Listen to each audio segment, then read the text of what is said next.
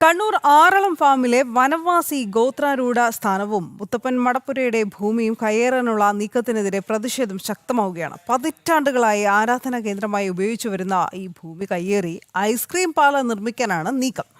ആറളം ഫാമിൽ വിവിധയിടങ്ങളിൽ സ്ഥലം ഉണ്ട്, പക്ഷേ എങ്കിലും ഈ നീക്കം തുടരുകയുമാണ്.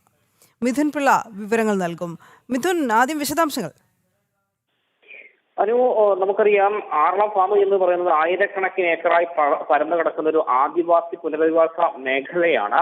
ഇവിടെ വർഷങ്ങളായി, ഏതാണ്ട് 20 വർഷത്തിലേറെയായി ഈ വനവാസി വിഭാഗങ്ങൾ ഉപയോഗിച്ചു വരുന്ന ഗോത്രാരൂഢ സ്ഥാനവും അതുപോലെ തന്നെ മുത്തപ്പൻ മടപ്പുരയുടെയും ഭൂമി കയ്യേറി അവിടെ ഐസ്ക്രീം പാർലർ നിർമ്മിക്കാനുള്ള നീക്കമാണ് നടക്കുന്നത്. ഇതിനെതിരെ വനവാസി നേതാക്കളും പ്രവർത്തകരും അവിടെ ഉള്ള ആളുകളും ഒക്കെ തന്നെ രംഗത്ത് വരുന്ന ഒരു സാഹചര്യം തന്നെയാണ് നിലവിലുള്ളത്. അവിടെ കുടുംബശ്രീയുടെ പേരിലാണ് ഈ ഒരു ഐസ്ക്രീം പാർലർ നിർമ്മിക്കാനുള്ള നീക്കം നടക്കുന്നത്. ഈ മുത്തപ്പൻ മടപ്പുരയോട് ചേർന്ന് അവർ വർഷങ്ങളായി അവിടെ ചടങ്ങുകൾ നടക്കുന്ന സമയത്ത് ഭക്ഷണം വിതരണം ചെയ്യുന്ന സ്ഥലത്ത് ഈ സ്ഥലം കയ്യേറി അവിടെ കുറ്റിയടിച്ചുകൊണ്ട് ഈ വനവാസി പ്രവർത്തകരെ വെല്ലുവിളിക്കുകയും ചെയ്തൊരു സാഹചര്യത്തിലേക്ക് കാര്യങ്ങൾ പോയിരിക്കുകയാണ്. ഏതായാലും ഇതിനെതിരെ ശക്തമായിട്ടാണ് വനവാസികൾ രംഗത്ത് വന്നിരിക്കുന്നത്. ഒരു തരത്തിലും അംഗീകരിക്കാൻ കഴിയില്ല എന്നൊരു നിലപാട് തന്നെയാണ് അവർ ഉയർത്തുന്നത്. കാരണം തങ്ങളുടെ വിശ്വാസപരമായ ചടങ്ങുകൾക്ക് ഉപയോഗിക്കുന്ന സ്ഥലമാണ്. അത് തങ്ങളോട് ആലോചിക്കുക പോലും ചെയ്യാതെ എങ്ങനെയാണ് ഈ ഒരു സ്ഥലത്ത് കയ്യേറി ഇത്തരമൊരു അതിക്രമം കാണിക്കാൻ സാധിക്കുന്ന ഒരു ചോദ്യം തന്നെയാണ് ഉയർന്നത്.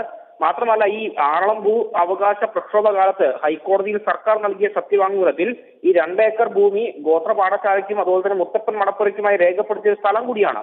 ഈ സ്ഥലത്താണ് കുടുംബശ്രീക്ക് ഐസ്ക്രീം പാർലർ പണിയാനുള്ള നീക്കം നടക്കുന്നത്. നമുക്കറിയാം, അവിടെ ഈ 1500ഓളം കുടുംബങ്ങൾ ഈ ഫാമിനുള്ളിൽ താമസിക്കുന്നുണ്ടെങ്കിൽ പോലും വിവിധ സ്ഥലങ്ങളിലെ ഒരുപാട് ഒഴിഞ്ഞ സ്ഥലങ്ങൾ അവിടെ തന്നെയുണ്ട്. എന്നിട്ടും അതൊന്നും പരിഗണിക്കാതെ എന്തിനാണ് ഈ ആദിവാസികൾ വിശ്വാസപരമായി ഉപയോഗിക്കുന്ന സ്ഥലത്തേക്ക് മാത്രം കടന്നു വന്നുകൊണ്ട് ഈ ഒരു ഐസ്ക്രീം പാർലർ നിർമ്മിക്കാനുള്ള നീക്കം നടക്കുന്നത് ചോദ്യം തന്നെയാണ് ഉയരുന്നത്.